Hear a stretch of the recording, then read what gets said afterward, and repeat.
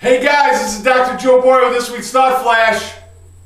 Hope you guys are having a great day. Listen, today we're going to talk about a lot of great stuff, and we're going to talk about how to communicate during evaluations, like new patient evaluations. Before I go there, I want to tell you, if you weren't there, you missed a great event. We were in Las Vegas with Dr. Matt Hubbard, Dr. Eric Croucher, and we talked about chiropractic, we talked about the passion and certainty, we went over the science, we went over technique, we talked all about how to get your practice growing, blow the lid off your practice. And I don't see that enough. And I want to see excitement in you guys and be pumped up about what it is we do every day. And Dr. Matt Hubbard certainly brought that energy to the table. I'll tell you, it was an honor to have him there. So big thanks to you and big honor to you out there, Dr. Matt Hubbard on the West Coast at CORE.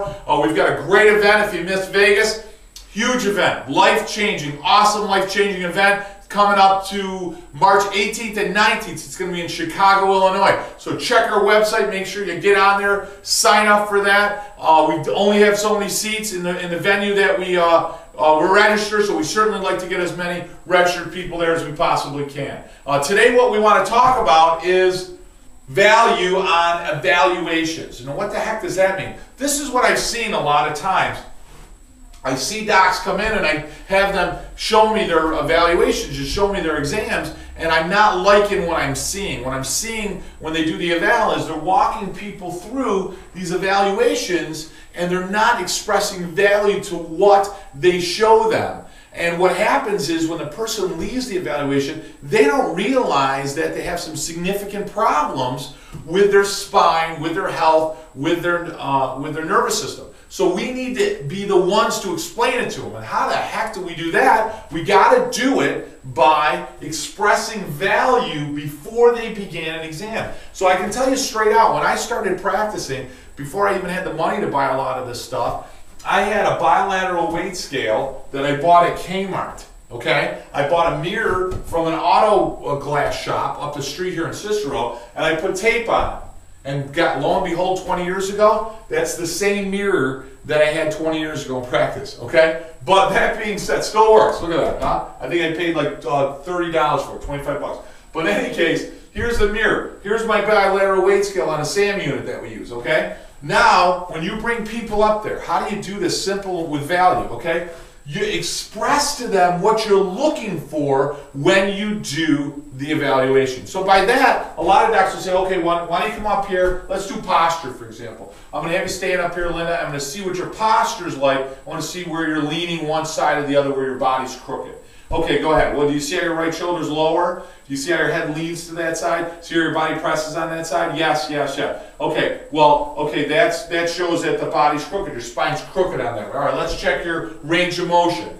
All right, you see where you're limited here? Show me where it hurts. We start talking all these symptoms, right? Let me ask you guys a question. No disrespect, but does it really matter if this hurts versus that versus that? I mean, who cares? So why even evoke symptoms? You want to assess function, equating that to health. So you want to assess not where it hurts. Let's see how well you can move, where the spine is stuck, where it's out of alignment. And I'll get into that in a minute. But most docs are certainly just lean forward, tell me where it hurts. Where it hurts, who cares where it hurts, right? And then we're doing the bilateral weight scales, trying to see, well, I want to see where you're leaning 10 pounds, 20 pounds heavier to the one side or the other side. Oh my God, I want to cry when I hear that explanation. Listen. You want to demonstrate value, you want to demonstrate concern, you want to demonstrate something's very significant when they're moving around on a scale, when you're looking at range of motion, when you're looking at posture. Because that posture, that change in them is killing them. You got to understand that. You got to feel right with that. You got to have the science to back that up in your head and your heart so that you're able to convey that and communicate that. Your staff has to know that if they're helping you with the eval. And you want to have an autonomic nerve chart. I got one right here, and I got one right there. So I got two autonomic nerve charts right in the room so they know exactly what's happening, okay? So what's going to happen here is they're going to stand up. Let's say you're checking posture. Now, before you even check posture, you want to say to the patient, now listen, Bob, what we're going to do here is we're going to check your posture. Now, posture is the window to the spine. What does that mean? Basically, Bob, anywhere where the spine is crooked, if you remember when we talked about the pre-consultation, the brain sends messages or signals down the spine and out to the body organs. So when the spine's crooked, when it's out of alignment, what it does is it presses on nerves. A simple way to check where your spine might be out of alignment, where it may be subluxated, is to check your posture, okay? So let's do that. When they stand there and you check your posture, you see the shoulders lower. Bob, you know your right shoulder is significantly, you don't say severely, if it's low, it's significant. Your right shoulder is significantly lower than the left. That's a concern, Bob. What's happening to those nerves? Bob's going to say they're being pressed on. Where do those nerves go? You immediately turn them over to here. Well, that nerve goes to my heart and lung. What's happening to the messages there? They're being shut down. What's happening to the organ? The organ's getting sicker. You get it? Stop telling them everything. They'll start getting it by you asking questions.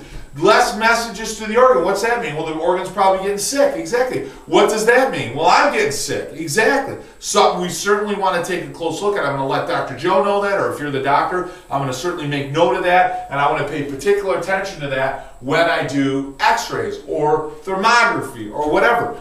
So everything that you do for the patient, for that member, when they come in, has to be pre-established for value. You have to say to them, explain to them what it is you're doing, why you're doing it, and what significance you're trying to pull out of that evaluation. That's what you're trying to get out. Anything less than that, and guess what? You're doing some push-ups.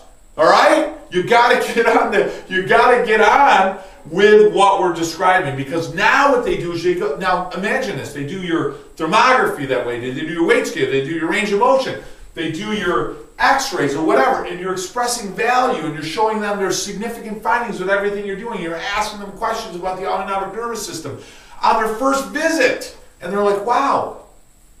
They're gonna walk out and say, I'm crooked, the messages from my brain aren't going to my body, and I'm getting sick or diseased. That's what they're going to walk out with. They're going to walk out with at least essentially that as an understanding of what's wrong with them.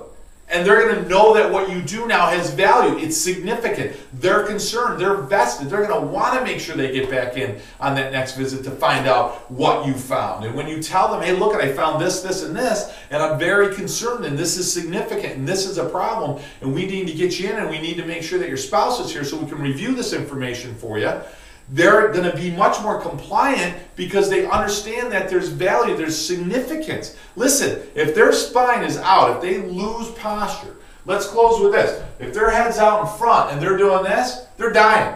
End of story. You got the Journal of Spine, you got the Journal of Geriatrics, you got the a Mayo Clinic. They're all coming out with studies showing that the spine's forward hyperkyphotic, hypolordotic in the neck, or even worse, reversed. What are you doing? You're compressing neural fibers in the spine, you're demyelinating the spinal cord. The upper cervical technique docs are showing that it's affecting cerebral spinal fluid flow, fourth ventricle, venous stasis in the brain, which means more toxicity, which means I'm more likely to get dementia, Parkinson's, Alzheimer's, multiple sclerosis. They're saying it may not even be autoimmune now. Now they're saying it might be totally related, or a good portion of the cases are related to forward head posture, which means subluxated spine, which means posture is significant. It truly is the window to the spine and is something that can kill them. But so is thermography, so is surface EMG, so is a platinum system on the foot pressure, so is an x-ray. You got to express the value to them. They're going to understand that what you're doing is very important, and they're going to want to know the results of it, and they're going to be much more motivated to take your recommendations.